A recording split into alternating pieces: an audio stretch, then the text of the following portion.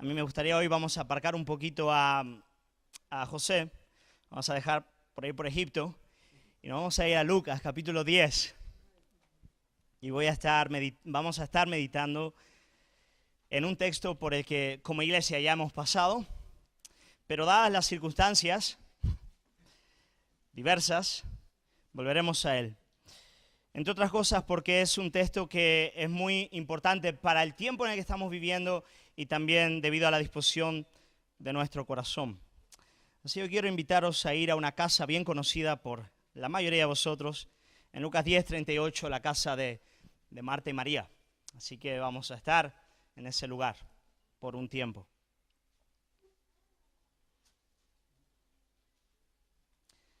Así que Lucas capítulo 10, versículo 38 al 42, dice así la palabra del Señor. Solamente una cosa, vamos a empezar aquí, luego vamos a ir a otro texto. Hoy van a ser dos textos, ¿vale? Vamos a ir después a Salmos.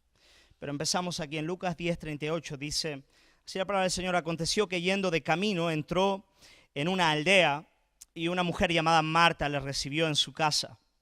Esta tenía una hermana que se llamaba María, la cual, sentándose a los pies de Jesús, oía su palabra. Quiero destacar eso, sentándose a los pies de Jesús, ella oía su palabra. Pero Marta se preocupaba con muchos quehaceres y acercándose dijo: Señor, ¿no te da cuidado de que mi hermana me deje servir sola? Dile pues que me ayude.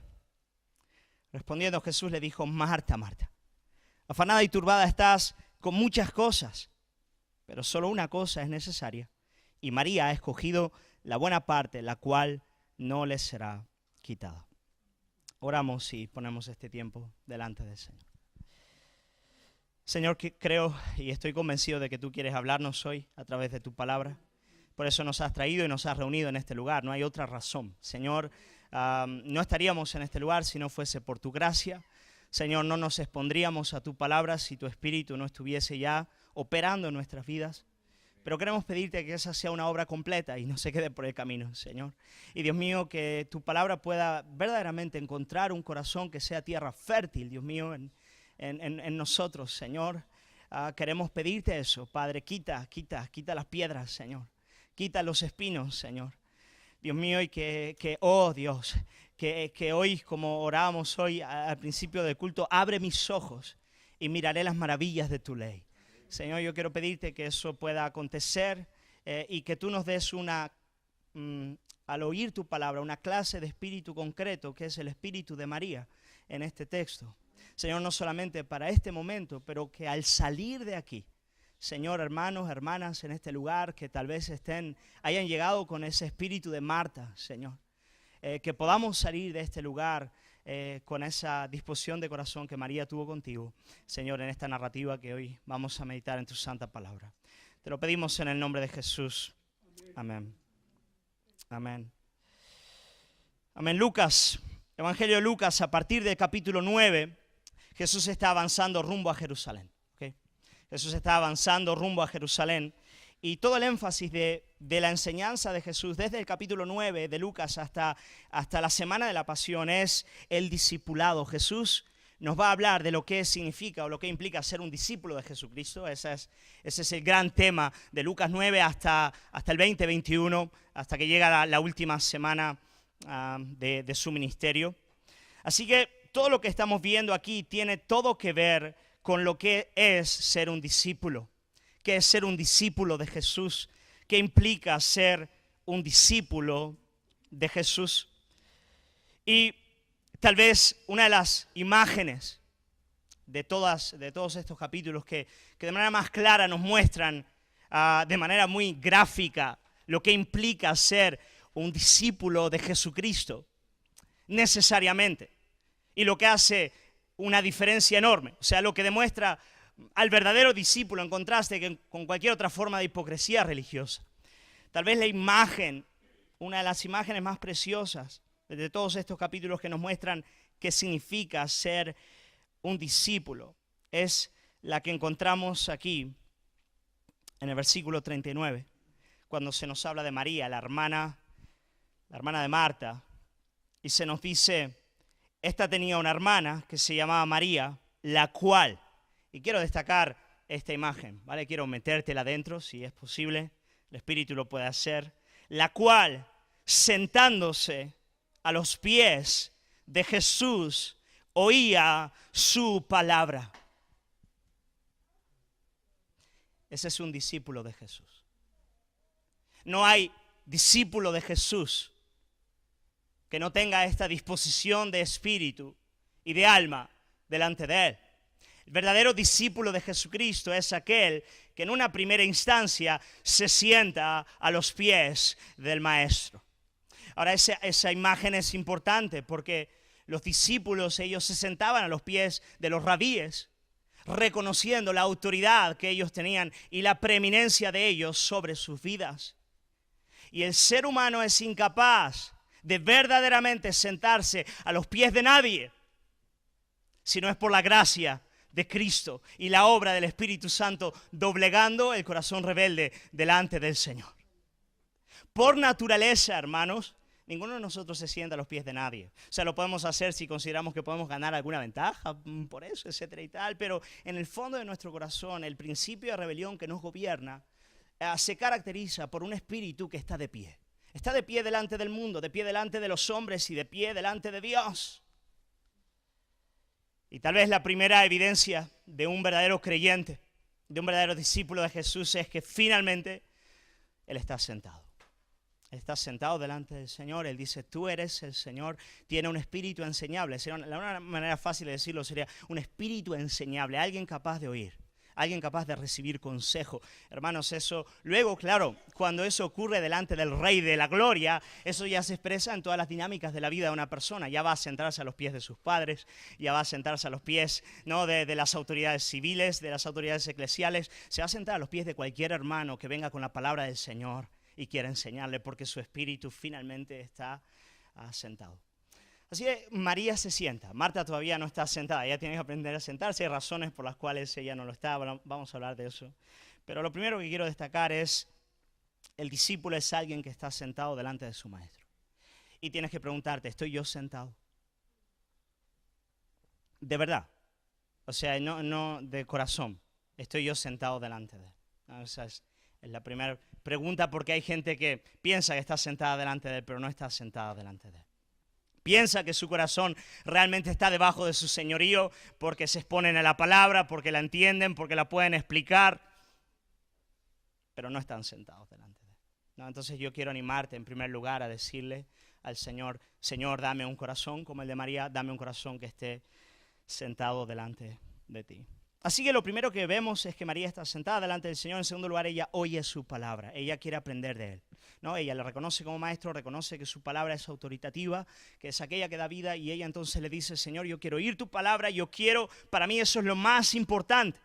Lo más importante en el discipulado es esa comunión íntima con el Señor, ¿no? En la palabra, en la oración, mediante la cual yo le estoy diciendo al Señor, yo te necesito, yo necesito aprender de ti, yo necesito tu palabra. Esa es la primera característica, la gran característica y privilegio del discípulo es, en otras palabras, disfrutar de su Señor, es desearle a Él, es estar con Él, es oírle hablar. Y ahora voy a ser un poco dramático, pero bien importante. Hay un problema de hipocresía en el corazón de aquel que no desea la oración y que no desea la palabra del Señor. Y dejadme decirlo así sin tapujos, ¿no? Bien abiertamente, donde hay falta de oración, hay hipocresía. Así que yo quiero animarte hoy a decir, Señor, yo deseo, sinceramente, que mi corazón quiera estar contigo, quiera exponerse a tu palabra, quiera oír tu voz, quiera tener esa comunión que María deseaba y buscaba y tenía en efecto contigo. Ok, esta era una familia muy especial para Jesús, eran amigos de él, ¿no? Eran 3 hermanos, Marta era la mayor, María la segunda y Lázaro, ¿os acordáis de Lázaro? ¿No? Seguramente estuviese aquí, pero no entra en la historia. Pero Lázaro también era el hermano menor de estas 3 hermanas y vez tras vez cuando Jesús pasaba por Betania, a él le encantaba entrar a esa casa y estar con ellos. Él disfrutaba de eso. Más adelante él va a hacer uno de los milagros más extraordinarios de su ministerio cuando él resucita a Lázaro de entre los muertos. Así que Jesús amaba a esta familia de manera muy bonita y sin lugar a dudas ahora él estaba pasando por aquel lugar y él quería tener tratos con ellos, ¿no es verdad? Aconteció que yendo de camino entró en una aldea y una mujer llamada Marta le recibió en su casa. ¡Qué bonito! ¡Qué bonito! Ok, Marta la recibe en su casa, él entra para poder tener tratos con ella, pero habían cuestiones en el corazón de Marta que Jesús tenía que resolver para que ella pudiese disfrutar de él como lo hacía María. Ambas eran muy amadas por el Señor, ambas hermanas preciosas. La primera mayor se nota, la segunda menor. Y Marta entonces empieza a trabajar y a arreglar la casa para el Señor y a poner la mesa y empieza a afanarse por servir a Jesús. Ella quería servir al Señor, lo quería hacer de la mejor manera posible. Lo quería hacer con ahínco, sinceramente, y sin duda en gran parte con una expresión de amor por el Señor. Pero ella terminó por caer en lo que nosotros podríamos llamar el síndrome de Marta. El síndrome de Marta. Ella amaba al Señor, ella le estaba sirviendo, era lo que ella quería hacer. En efecto, la palabrita que se utiliza aquí cuando se dice que ella sirve, cuando ella sirve al Señor, sirve sola, lo dice en el versículo 40, es la palabrita diaconía. Bonita, ¿no es verdad? Es la palabra que se usa para el ministerio. En la Biblia se usa la palabra diaconía. Ella estaba diaconizando, ella estaba ministrando, ella estaba sirviendo al Señor. Pero ella cayó en lo que nosotros podríamos llamar el síndrome de Marta. ¿Y cuál es el síndrome de Marta? Podremos decir que el síndrome de Marta implica que su relación con Jesucristo se redujo en servir a su Señor. Ella, toda su relación con Él pasó a girar en torno del servicio a Él, de tener que servirle. Eso era lo que ella estaba haciendo, con la firme convicción de que eso era lo que el Señor demandaba de ella, que era lo más importante de cara al Maestro, y toda su vida, y voy a decirlo de esta manera, cristiana, se redujo al servicio, a servir a Jesús. Lo más importante es servir a Jesús. Eso es lo que Él demanda de mí. Él tiene un plan para mi vida, Él tiene un proyecto, Él tiene grandes desafíos para mí y yo soy llamado a servirle y a entregarme plenamente a Él y punto. Ese es su gran llamado sobre mí. Ahora, evidentemente, el Señor quiere nuestro servicio, iglesia. Sí, quería el servicio de Marta. Sí, claro que sí. El problema es cuando el servicio viene a ocupar todo en la vida cristiana y ese es un peligro real para todos y cada uno de nosotros. Es interesante porque cuando ella está sirviendo ahí, el Señor le dice, Marta, Marta, tú estás distraída ¿con cuántas cosas, hermano? Con muchas cosas. Versículo 40, el Señor la ve mientras está haciendo todo y le dice, Marta, tú estás distraída, ojo, distraída, no ocupada, distraída, con muchas cosas. Da a entender que ella estaba haciendo más de lo necesario. Ella había hecho lo que tenía que hacer, había puesto la mesa, había arreglado todo. Jesús venía seguramente con los discípulos, una buena cantidad de personas. Había mucho que hacer, pero una vez terminado lo que era necesario hacer, ella empezó a distraerse con más cosas. ¿Y os suena eso, iglesia? Hay momentos donde parece que uno ya no puede parar, ¿cierto? Tú haces lo que tienes que hacer, pero luego tienes la extraña necesidad del alma de seguir incluyendo tareas a tu rutina diaria. Parece que no puedes parar. En efecto, es interesante porque cuando Marta se queja de María delante de Jesús, y hermanos, qué intimidad tenía esta mujer con el Señor, porque le reprende al Señor y le dice que el Señor reprenda a su hermana. No te da cuidado, Jesús, de que mi hermana me haya dejado servir sola. Es interesante, la mayoría de los comentaristas dicen que la forma verbal da la idea de que María había estado sirviendo junto con Marta hasta un determinado momento. Y llegado el momento ella se detuvo, se sentó y empezó a escuchar a Jesús. Pero Marta no pudo detenerse. Su alma estaba inquieta, su alma estaba afanada. Ella tenía que añadir trabajo a trabajo y no lograba pararse a los pies del Señor. ¿Os suena eso, iglesia? ¿Conocéis el síndrome de Marta? ¿Os ha pasado alguna vez? Sí, Lucho se está riendo. Ahí. Sí, no es verdad, hermano.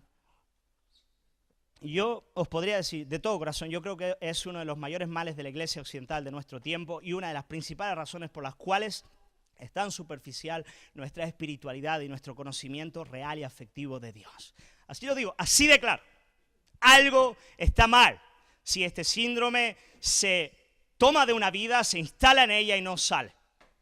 Entonces, las consecuencias pueden ser y son, en efecto, dramáticas. Pero uno puede preguntarse, ¿por qué no paró Marta? ¿Qué le pasaba a Marta?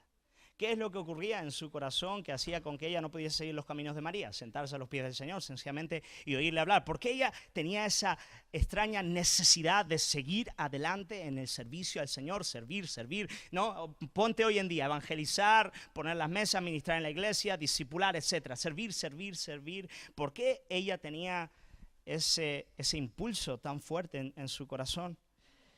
Pues nada, ella parecía, hermanos, y creo que es correcto hacer este análisis. Parece que Marta estaba empezando a buscar en sus quehaceres alcanzar el favor de Cristo.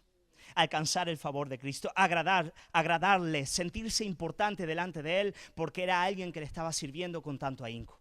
Da la sensación de que su identidad estaba puesta no en el propio Señor Jesús y su relación con Él, sino en el servicio a Él. ¿Y veis que es diferente? En la actividad, en el activismo. Y yo siento un toquecito de orgullo en las palabras de Marta al Señor. Casi da la sensación de que ella quiere que el Señor vea que ella sigue adelante mientras su hermana está sentada. Oh, María está sentada, mírala, pero yo sigo sirviendo, Señor, ¿no te da cuidado? O, implícitamente, ¿no te das cuenta? ¿No te das cuenta de que mientras ella está sentada yo sigo sirviendo? Hermanos, me da la sensación de que Marta estaba empezando a caer en ese problema. Estaba empezando a buscar en el ministerio a Cristo, en el servicio a Cristo, su propia identidad, valor y reconocimiento delante del Señor. Y en el fondo, cuando eso acontece y no se acontece, en el fondo, ¿sabéis? Cuando eso ocurre ya no estamos sirviendo a Cristo. ¿A quién estamos sirviendo? Muy bien, iglesia, nosotros mismos nos estamos sirviendo porque en el fondo lo que estamos haciendo es crear reconocimiento mediante eso. Estamos queriendo que de alguna manera se nos vea, ¿no? Y hermanos, eso es un peligro para todos nosotros. Para todos nosotros es un peligro grande caer en el síndrome de Marta. ¿Okay? En quitar la íntima comunión con Jesús del centro y poner en ese lugar el servicio a Cristo, que por noble que sea no debería estar en ese lugar. Ahora, eso, ¿qué es lo que promovió en el corazón de Marta? Y yo creo que eso es importante porque tú puedes preguntarte, bueno, pastor, ¿cómo puedo yo saber si eso me ocurre? ¿No? ¿Cómo saber si yo estoy cayendo en el síndrome de Marta? Bueno, hay varias cosas que puedes ver. En primer lugar, hay turbación y ansiedad. En el corazón de Marta hay turbación y ansiedad, no hay paz. La paz se ha ido, ella ya no está contenta, ella no disfruta de lo que está haciendo, ella no estaba disfrutando de servir a Cristo.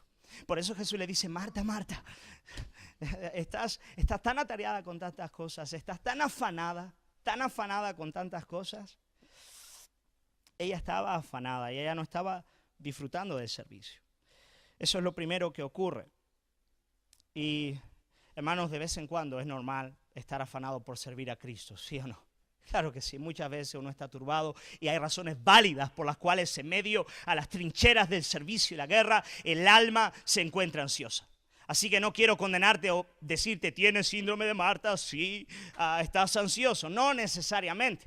Servir a Cristo implica una guerra y una tarea ardua en muchas ocasiones, de sangre, de sudor. Pero si la principal característica de tu alma día a día es la turbación y la ansiedad, es posible que hayas caído en este problema. Si ya hace años que no sabes lo que es estar contento, ¿no? En tu servicio, y ya no solo hablando del servicio cristiano, en tu trabajo, en tu día a día, madre en tu hogar sirviendo a tus hijos, a Cristo en ese lugar, hombre en el trabajo donde estás sirviendo a Cristo, ministrando en ese lugar. Si todo lo que mueve tu corazón es turbación y ansiedad, es posible que haciendo lo que estés haciendo, en el fondo estés buscando tu propio nombre en ese lugar. Así que turbación y ansiedad es lo primero. Lo segundo que le acontece es que se enfada con su hermana. Y eso es lo que nos ocurre con nosotros. ¿Por qué? Porque al poner nuestra identidad en el servicio empezamos a compararnos con los demás para ver quiénes sirven menos que nosotros, lo hacen peor que nosotros, ¿no es verdad? Y entonces empezamos a enfadarnos o a tener envidia de los demás. Y ahí tenemos a Marta enfadándose con su hermana y diciéndole, Señor, ¿no te das cuidado de que ella me haya dejado servir sola? Han llamado a la iglesia a limpiar y solo he venido yo.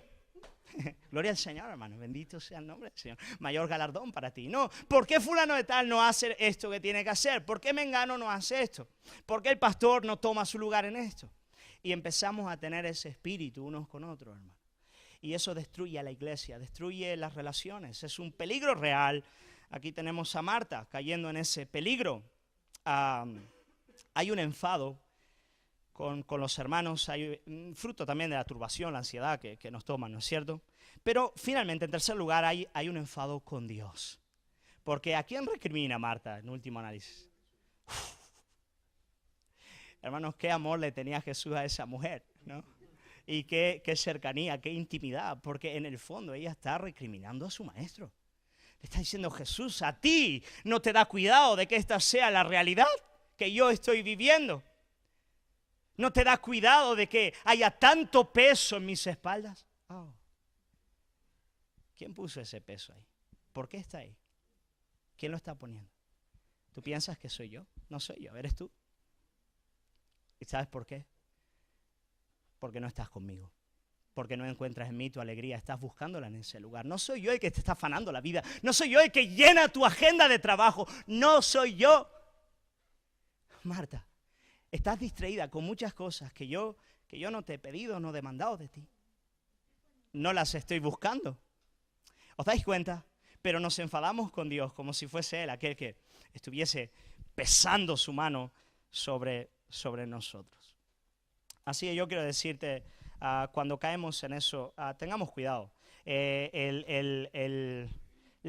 ¿Cómo se dice? Cuando se infla nuestra agenda, no de manera desordenada, por regla general, el problema está en otro lugar. Hay un problema de idolatría operando en el alma. Y finalmente, hermanos, cuando caemos en este error, también abandonamos evidentemente la intimidad con Cristo. Nunca hay tiempo para estar en la palabra, nunca hay tiempo para orar, nunca hay tiempo para estar con los hermanos buscando el rostro del Señor, nunca hay tiempo, porque hay mucho trabajo para hacer, ya sea en el ámbito secular, familiar, ministerial, siempre hay diversas cosas que tienen prioridad. Y lo digo en la hora de la verdad, ¿sabe, iglesia? Lo digo en la hora de la verdad. ¿Por qué? Porque a veces decimos, no, el Señor es el primero. Pero luego, en la hora de la verdad, en el día a día, en la agenda, no es así, ¿no? Y ahí hay un síndrome de Marta instalado. ¿Qué va a hacer, hermanos? ¿Qué va a hacer? ¿Te va a quitar de la iglesia? No, es posible que no te quite de la iglesia. ¿Te va a quitar de una convicción doctrinal de las verdades del Evangelio? Seguramente no, pero te va a quitar la alegría del alma, te va a quitar la comunión con Cristo, el gozo, el amor, el gozo, la paz, la paciencia, la benignidad, la bondad, la fe, la mansedumbre, la templanza, el amor por tu prójimo. Te va a quitar todo aquello. Nada, nada, te va a quitar todo eso y te va a dejar un cascarón triste. Así que tenemos que luchar contra esto, amén. No podemos dejarlo instalar en nuestras vidas, tenemos que luchar. Y la pregunta tal vez sería cómo hacerlo. ¿Cómo Jesús trata esto en el corazón de Marta? ¿Cómo Jesús trata esto en el corazón de su hija? En primer lugar, Jesús lo que hace es mostrarle nuevamente su amor. Me encantan esas dos palabritas, esa repetición, Marta, Marta. Me encanta. Es una expresión de amor. A Jesús no le está diciendo, no, iba a decir con apellido, pero no sé qué apellido usar, porque si uso uno, a ver alguno que no hay aquí, ¿no? ¿Hay aquí Garridos? Sí, ¿no? Marta Garrido, ven aquí. ¿Cómo le hablas así a tu Señor? ¿No? Él podía haberse referido a ella, porque ella fue bastante atrevida con el Señor. No, fue atrevida en su acercamiento a él y él la podía haber llamado con 2 nombres y apellidos, ¿no? Cuando lo haces con tu hijo, cuando te enfadas con él y quieres darle un tirón de oreja, pero no es eso lo que el Señor hace. El Señor le dice, Marta, Marta, Marta, Marta. Es una expresión, un modo de hablar muy amoroso, muy afectivo.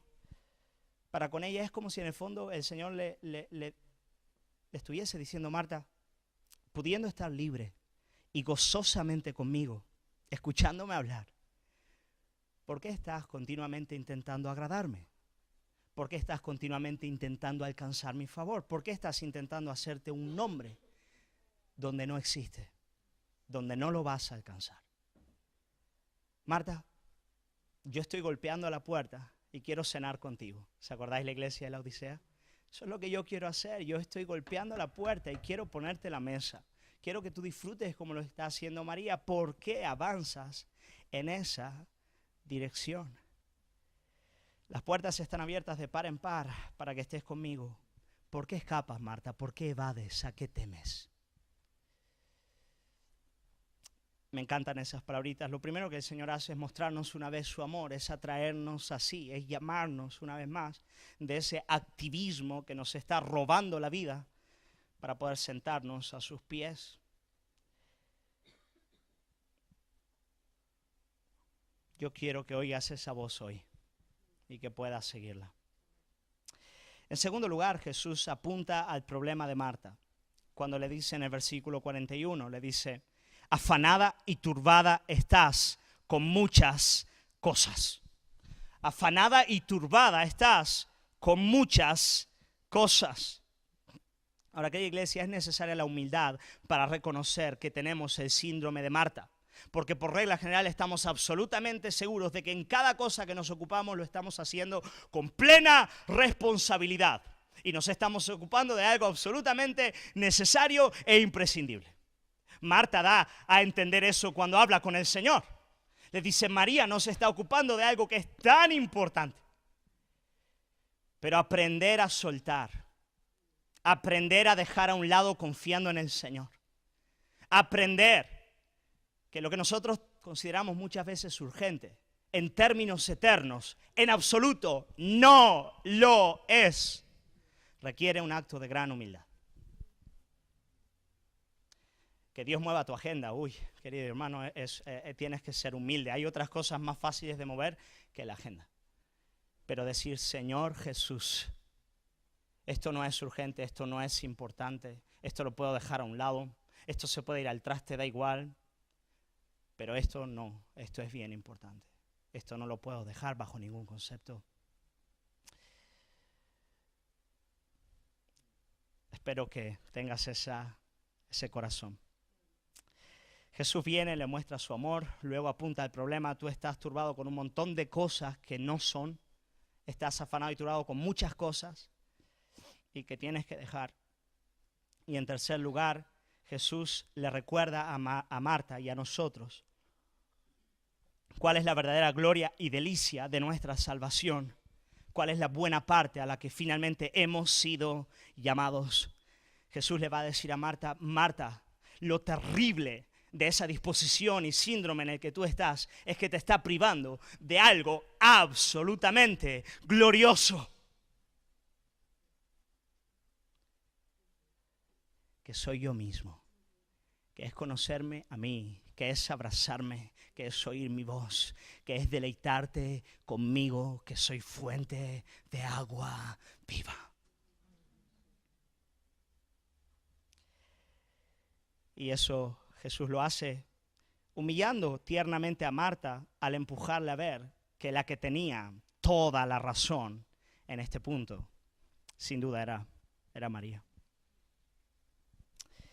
Respondiendo Jesús le dijo: Marta, Marta, afanada y turbada estás con muchas cosas, pero solo una cosa es necesaria. Y María ha escogido la buena parte, la cual no le será quitada. Hay una buena parte. Hay como no vivir en este síndrome activista de nuestro tiempo. Hay una buena parte y esa parte es el alma encontrando a Cristo. A veces el Señor te va a dejar a un lado, te va a quitar cosas, te va a hacer tener que estar solito, ¿no? Te quita el trabajo o te quita aquello en lo que estabas para sanar tu alma de ese cáncer, ¿vale? Y al principio da agobio. Es como quitarte el móvil, ¿no? Ya no tienes el WhatsApp, qué bueno es hacerlo de vez en cuando, ¿no? Y te da el agobio porque el alma está vacía. Lo único es que, claro, con el frenesí tú has estado evadiendo la realidad de tu propia alma. Entonces, cuando te encuentras en esa situación, ese eres tú, el que eres en la soledad, cuando nadie más está contigo, cuando ni el móvil está, ese contigo mismo, ese eres tú. Y es una bendición que el Señor nos lleve a ese lugar muchas veces para mostrarnos que a veces estamos bien vacíos. Pero en ese lugar el Señor nos dice: hay una buena parte, yo quiero estar contigo, yo quiero saciarte, yo quiero darme a conocer, yo quiero que tú puedas tener experiencias mucho más profundas conmigo.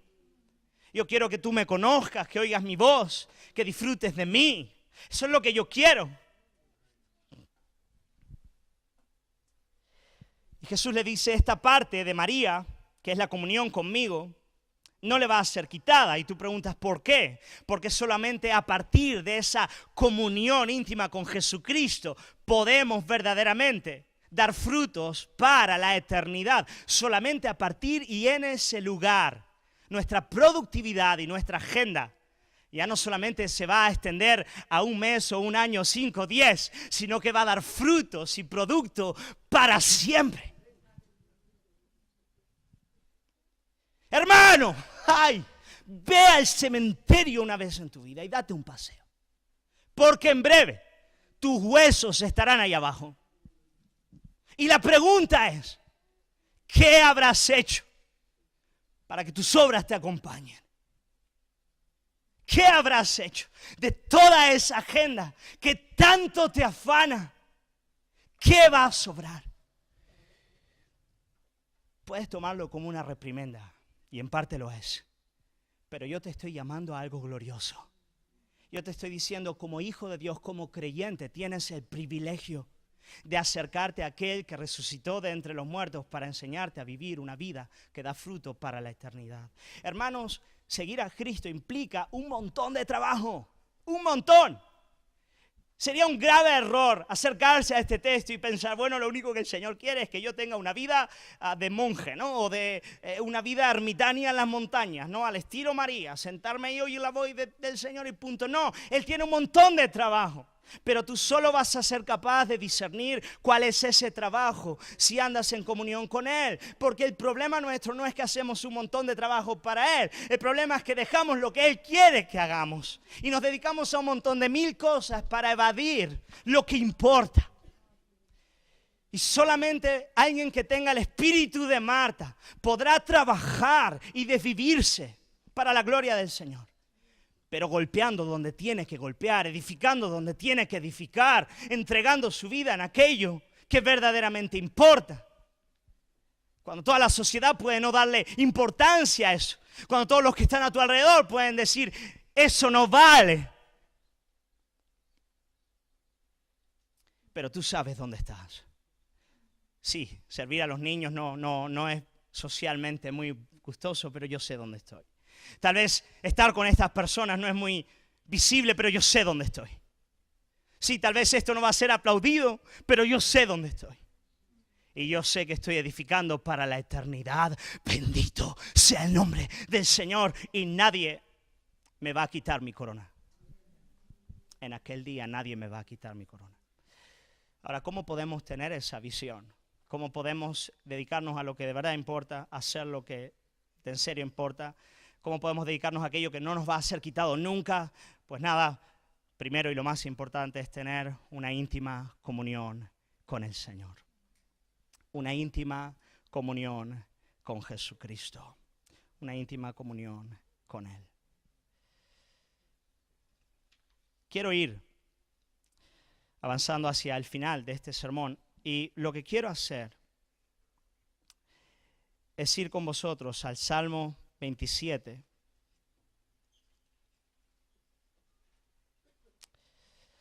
Porque es posible que, yo espero en el nombre del Señor que haya gente que sea llevada al arrepentimiento, sinceramente, y que desee de todo corazón dar pasos para tener un espíritu como el de María. Lo espero de todo corazón, por el bien de tu alma, y el mío también como pastor, os lo aseguro. Sí que yo quiero, pero es posible que haya gente en este lugar que se pregunte, bueno, ¿cómo yo puedo dar pasos en esta dirección? Vale, el Señor me muestra su amor, el Señor apunta a la llaga, hay muchas cosas que tengo que dejar a un lado, el Señor me muestra que me estoy perdiendo lo mejor, la buena parte, ahora yo quiero ir a Él, ¿cómo lo puedo hacer? Pues quiero terminar este sermón con uno de los versículos, iglesia, que es versículo emblema en mi corazón, en mi ministerio. El Señor me lo dio cuando tenía unos 17, 18 años y desde ese momento ha quedado clavado aquí dentro. Siempre me emociona volver a Él, esas palabras que el Señor te da. Y yo quiero terminar este sermón compartiendo este texto con la iglesia, el Salmo 27, versículo 4, donde el rey David dice lo siguiente. Dice, una cosa he demandado a Jehová y esta buscaré, que esté yo en la casa de Jehová, del Señor, todos los días de mi vida para hacer dos cosas, para contemplar la hermosura del Señor e inquirir en su templo. Ahora yo quiero que veáis las dos primeras palabritas ahí. Una cosa. ¿Te os suena de algo? ¿Una cosa es necesaria? ¿No es eso lo que el Señor le dijo a Marta? Una cosa es necesaria. ¿En qué texto estaría pensando el Señor? No lo sé, pero es posible que sea en este texto. Una cosa le dice el rey David. Ahora el rey David, hermanos, tenía un reino para ocuparse. Mucho más trabajo del que tú y yo vamos a tener en todas nuestras vidas. Pero teniendo batallas que enfrentar, juicios que resolver, trabajo administrativo para millones de personas. En un gran reino. El rey David dice, una cosa. Y esa cosa, él dice, esa cosa, yo hago dos cosas con ella. Una cosa, dice, en primer lugar, le demando al Señor, se lo pido. Así que yo quiero empezar por ahí. Tú quieres empezar a tener un corazón como el de María, pídeselo al Señor. Porque es tan contrario a nosotros, ¿no es verdad? Él le demanda al Señor. Le dice, Señor, yo quiero buscarte, pero primero te pido, dame el querer. Señor, empújame a ti. Y ahí empieza todo con esa humildad de corazón que le dice, yo te lo pido, Señor, yo demando de ti. Pero en segundo lugar, dice una cosa, he demandado, y esta... Ok, pídeselo y planifica. Amén. Planifica tu devocional. Esto es básico, lo siento, iglesia, pero tengo que decirlo. Planifica esta media hora, estos 40 minutos, esta hora es para Él. Y voy a quitarme de medio el móvil y voy a estar con Él en su palabra, orando, buscando su rostro. Alguno puede decir, pastor, pero no tendría que ser esto espontáneo. Si en el cielo lo será, mientras seamos pecadores no lo va a ser, hermano. A veces orar es terrible. Y lo único que sientes es que picas piedra, pues quédate picando piedra hasta que salga agua, ¿vale? Pero quédate en ese lugar. Quédate en ese lugar. Una cosa he demandado al Señor, pero la voy a buscar. O sea, si no planifica, olvídate. No te vas a sentar a los pies del Señor a oír su voz. No lo vas a hacer. Siempre habrán 1000 urgencias. Planifica, sé astuto. Y guarda eso como un león, por el bien de tu alma. Lo guardas de tus hijas, de tu esposo, de tu esposa, de la gente. Tú dices, no, este tiempo es para Él. Una cosa he demandado a Jehová y esta la voy a buscar. Y Él dice que esté yo en la casa del Señor todos los días de mi vida. Tiene que haber frecuencia, iglesia. Eso no puede ser una vez al mes. Nadie crece en espiritualidad orando 10 minutos a la semana. Nadie crece en comunión con Cristo orando 20 minutos a la semana. No lo haces. Busca el rostro del Señor todos los días. Es verdad que hay días que tal vez caigas, pues te levantas al siguiente y sigues adelante. Tiene que haber frecuencia. Que esté yo en la casa de Jehová todos los días de mi vida. Y Él dice, ¿para qué? Y dice, para dos cosas, y me encantan. Voy a empezar con la segunda y termino con la última. La segunda, Él dice, contemplar la mesura e inquirir en su templo. La segunda es inquirir en su templo. Esa palabrita hebraica es fantástica porque es arar la tierra. Es como abrir la tierra. Inquirir es abrir tierra. Entonces, cuando estás delante del Señor buscando su rostro, a veces abres la palabra y lo primero que tienes que hacer, ¿qué es? Darle al coco, abrir piedra, hacer espacio en la palabra y en tu alma que está turbada, en tu mente que está en 1000 cosas, en tu corazón que está rebelde. Tienes que ir abriendo, inquirir, trabajar. No, a veces el agua no sale de primera, pero tú te quedas en ese lugar, Entonces tú inquieres, meditas, piensas, trabajas, razonas. Y después también para contemplar su hermosura. No solo pensamos, razonamos, trabajamos, también adoramos. El propósito último de toda reflexión bíblica es la adoración. Eso es así. Finalmente no queremos solo entender, queremos gustar, queremos deleitarnos, queremos disfrutar. ¿No? Queremos estar con Él, queremos tener ese espíritu. Así que, iglesia, yo quiero animarte a disfrutar de eso. Es un gran desafío, pero ¿sabes qué pasa? Cuando los años pasen, si Dios te da vida y te vayas haciendo viejito, hay un montón de cosas que se van a quedar por el camino. No solo el pelo, que también, en algunos. No es una indirecta. Pero se va a quedar por el camino, se va a quedar la belleza, se va a quedar el vigor, la fuerza, se van a quedar por el camino. O sea, la belleza se va a ir yendo. habrá otro tipo de belleza, ánimo, a los que ya están, amén, gloria al Señor. Eso es, me refiero a la belleza física, okay, se va a quedar por el camino, el vigor se va a quedar por el camino, en varios de nosotros la memoria se va a quedar por el camino. ¿No? Y bueno, a mí ya me va pasando, hermano, es terrible, la memoria se va quedando por el camino, la capacidad de razonamiento lógico se va quedando por el camino, el hablar de manera elocuente se va quedando muchas veces por el camino. Mi abuela era muy graciosa, me contaba siempre la misma historia varias veces, ¿no? Y yo la escuchaba como si fuese la primera. Sí, abuela, en serio, me contaba algunas historias de Pelé, la selección brasileña, esa me la contó unas 50 veces, cada vez que iba. Y me la volvía a contar mi abuela y yo me alegraba, qué bien abuela, qué alegría, ¿no?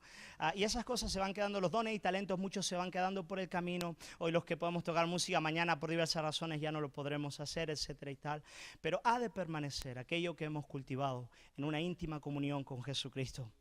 Eso es lo único que va a permanecer. Así que yo quiero animarte en el nombre del Señor a luchar con todas tus fuerzas contra el síndrome de Marta, decirle al Señor, yo quiero el espíritu de María, yo lo quiero desde ya, Señor, yo quiero esas cosas que vienen de ti. Vamos a orar y vamos a pedirle eso al Señor como iglesia. Vamos a decirle eso al Señor de todo corazón, de todo corazón.